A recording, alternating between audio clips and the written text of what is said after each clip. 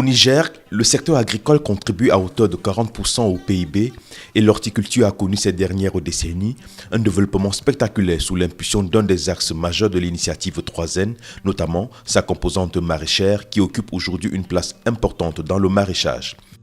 En effet, ce maraîchage contribue à assurer non seulement l'équilibre alimentaire des populations, mais participe également à la réduction de la pauvreté des ménages agricoles concernés. Un des produits phares de ce maraîchage est la tomate. Cette spéculation est produite sur une superficie de près de 8000 hectares, soit environ 11% de la superficie cultivée en maraîchage, avec une production totale estimée à plus de 50 000 tonnes, soit un rendement moyen avoisinant les 6 tonnes par hectare. Ce rendement est très faible comparé au potentiel de production de la culture. Ce phénomène est dû en partie à une forte pression parasitaire. Indépendamment des déprédateurs classiques, un nouvel insecte a fait son apparition en 2012. Il s'agit de la chenille mineuse de la tomate appelée dans le jargon scientifique Tuta absoluta ou désastre absolu. Depuis 2012, nous avons effectivement identifié ce ravageur-là sur les sites de production de la tomate de la région de Niamey et de Tillabéri. Et nous avons signalé cela à la Convention internationale de la protection des végétaux. Alors, c'est un ravageur effectivement qui est redoutable, compte tenu en tout cas des dégâts et des pertes de production qui ont été subies par beaucoup de pays producteurs de la tomate, notamment les pays maghrébins. Donc c'est un ravageur qui a causé énormément de problèmes de production de la tomate dans ces régions-là. Cette larve, qui est le stade ravageur, présente 2 taches noires caractéristiques sur la tête et mesure 1 mm à sa naissance. Ce micro-papillon mesure 8 mm de long et 10 mm d'envergure. Il est de couleur grise avec des taches brunes sur les ailes. La larve creuse des galeries dans tous les organes de la plante, feuilles, tiges, bourgeons et fruits. La première alerte a été donnée par l'Institut national de la recherche agronomique du Niger et le réseau national des chambres d'agriculture du Niger qui ont publié sur le site web du RECA un document attestant la présence du ravageur au Niger en février 2013. Les témoignages de certains producteurs de tomates dans les localités les plus touchées du pays sont édifiants.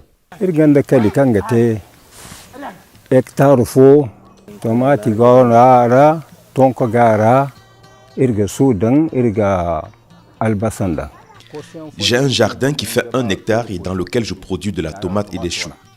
Avant, je pouvais récolter jusqu'à 1 tonne de tomates.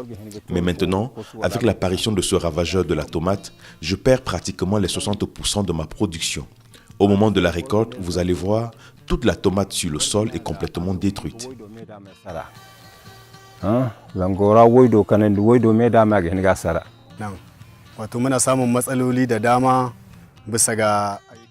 Cela fait maintenant 5 ans que je pratique cette activité.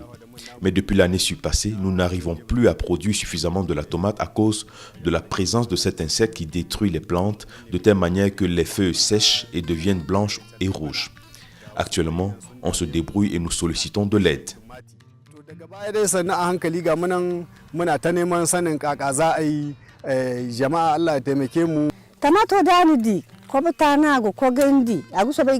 Quand cet insecte s'attaque à la tomate, il la détruit complètement.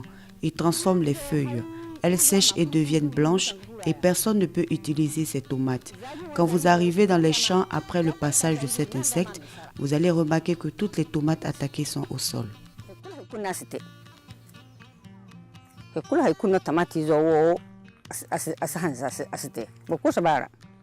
Vu l'importance économique de Tuta avec des taux de destruction de l'ordre de 20 à 50% à Tolkoboy et de 20 à 70% à Bourboukabé et bien d'autres cas dans d'autres zones de production de la tomate, la nécessité d'avoir un projet de recherche pour la lutte contre Tuta s'est imposée. C'est ainsi que le programme de productivité agricole en Afrique de l'Ouest PPAO a accepté de financer un projet de gestion intégrée de la mineuse de la tomate. Il s'agit d'un des projets qu'un de nos chercheurs au niveau de l'Iran a soumis sur le financement du PPAO, avec bien sûr l'appui de 2 partenaires acteurs, qui sont la DGPV et le RECA. Il s'agit en fait de parler d'un programme crucial qui se pose à notre agriculture, et principalement pour ce qui concerne la culture maraîchère de la tomate. spécifiquement, c'est un projet qui vise à sensibiliser et à former tous les acteurs de la chaîne de valeur tomate. Et deuxièmement, de chercher les méthodes, les moyens de lutte contre cet insecte-là. Et troisièmement, tout ce que nous aurons eu comme résultat de recherche sera édité sous forme d'un document qui va être utilisé par les producteurs, par leurs encadreurs, les chercheurs, les étudiants, disons tout le monde. Donc ça va être une manière de pérenniser les résultats de la recherche. Les activités du dit projet ont démarré en mai 2015. Après donc une année de mise en œuvre, les résultats sont non seulement probants, mais très encourageants. Nous avons formé un certain nombre d'acteurs. Nous avons mené des recherches en vue de trouver des méthodes de lutte contre l'insecte. Mais avant, nous avons aussi mené des recherches en vue de la compréhension du ravageur. Il faut connaître le ravageur avant de lutter contre ce ravageur. Les résultats obtenus sont très intéressants. Nous sommes à un niveau de connaissance assez acceptable, permettant de mieux lutter, mieux gérer et mieux conseiller tous les différents acteurs de la chaîne de valeur de la tomate. Dans le cadre de la détermination de la destruction géographique de tuta au Niger, des pièges à phéromones spécifiques à ce ravageur ont été posés dans les zones de production de la tomate. À l'aide de ces pièges, d'importantes captures ont été réalisées. La présence de ce ravageur a été signalée dans les différentes régions de production de la tomate au Niger, sauf la région de Difa. Les investigations nous ont permis de constater, en tout cas, que 7 des 8 régions du pays sont concernées actuellement par le problème de tuta absoluta. Donc il n'y a que la région de Difa qui n'est pas encore concernée par ce ravageur-là. Et nous avons pris les dispositions de façon en tout cas à ce que cette région-là ne soit pas concernée, en prenant en tout cas des mesures préventives. Ce ravageur est actuellement identifié sur plus de 50 sites maraîchers à travers 7 des 8 régions du pays, avec des effectifs variés et des dégâts très importants par endroit. Aujourd'hui, Difa est indemne de tuta. Parce que nous avons placé des pièges, donc les pièges que vous avez vus ici, on les a placés. Moi j'ai placé les pièges jusqu'au bord de l'eau du lac Tchad. Mais ces pièges ont fait 3 mois sans capturer aucun individu. Et l'installation des pièges est descendue progressivement. On a fait Méné, on a fait Gouré, donc jusqu'à Falki, qui est le grand site de Myria. Quand vous allez vers Difa, il n'y a rien. Mais maintenant, à partir de Falki, si vous revenez maintenant, donc Zender, Maradi, Tawa, Dosso, Niamey et Tilaberi, ils sont tous infestés. La femelle, je vous ai dit, peut pondre donc dans sa vie environ 250 œufs. Alors ces œufs-là, elle les place soit sur la face inférieure des feuilles, soit sur les tiges. Maintenant, quand la population est très dense, ils peuvent pondre même sur les fleurs. C'est-à-dire que donc sur toute la partie du végétal, ils peuvent pondre. Pour une femelle qui peut pondre 250 œufs, alors si vous avez une génération par mois, quand vous prenez maintenant le stade que durent les cultures irriguées chez nous, ce qu'on appelle le maraîchage, là c'est énorme. Grâce à l'État et les partenaires au développement, les mesures de lutte ont été entreprises. En 2014, la Direction générale de la protection des végétaux a organisé des campagnes de lutte contre ce ravageur. Des nouvelles brigades villageoises ont vu le jour pour aider les paysans à mieux combattre ce ravageur. Nous avons mis à la disposition des producteurs les insecticides chimiques qui leur permettent de traiter assez rapidement. Nous avons accompagné cette action-là des méthodes de lutte également qui ne sont pas chimiques, notamment les piégeages sexuels. Nous avons des méthodes qui nous permettent en tout cas de capturer les mâles et ça permet de réduire considérablement la dynamique de population puisque le potentiel reproducteur de ce ravageur est considérablement réduit sur les sites où nous intervenons.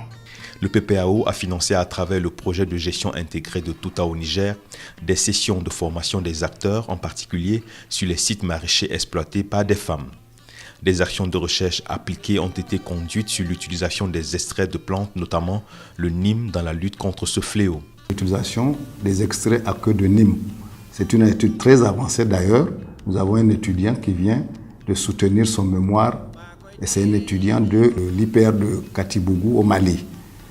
Nous proposons de faire une étude des ennemis naturels de cet insecte-là dans les conditions du Niger. Quels sont du moins les ennemis naturels?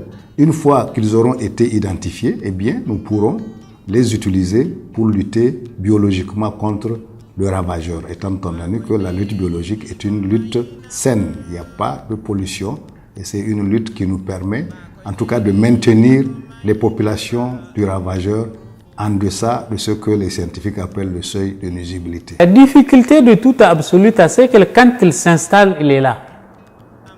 Il faut énormément de moyens pour le combattre. Énormément de moyens. Ça demande une surveillance. Après la surveillance, maintenant, comme ce que je vous ai dit, donc on a énuméré tout ce qu'il y a comme site, on les a inventoriés, on sait là où ça se trouve. Mais maintenant, il faut pouvoir étudier la biologie de ce ravageur dans le contexte nigérien. La lutte contre Tuta a permis aux principales structures engagées de tirer des enseignements considérables.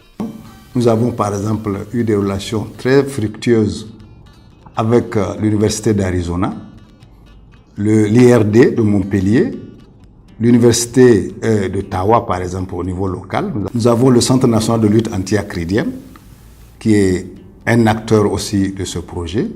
Et nous avons, si vous voulez, plusieurs chambres d'agriculture au niveau régional qui nous ont aidés à travailler. Il nous plaît de remercier très vivement les responsables du PPAO Niger qui ont financé ce projet.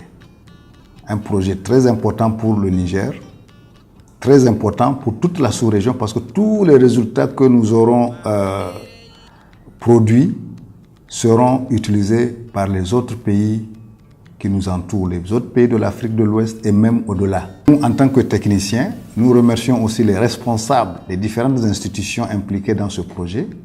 Je parlerai du directeur général de l'INRAN, je parlerai du directeur général de la protection des végétaux et du président du réseau des chambres d'agriculture du Niger qui n'ont ménagé aucun effort dans la réalisation de ce projet-là. Mieux encore, toute cette mobilisation pour l'éradication de Tuta absoluta ne vise qu'à redonner espoir de produire de la tomate de qualité au Niger pour lutter contre la pauvreté des ménages ruraux.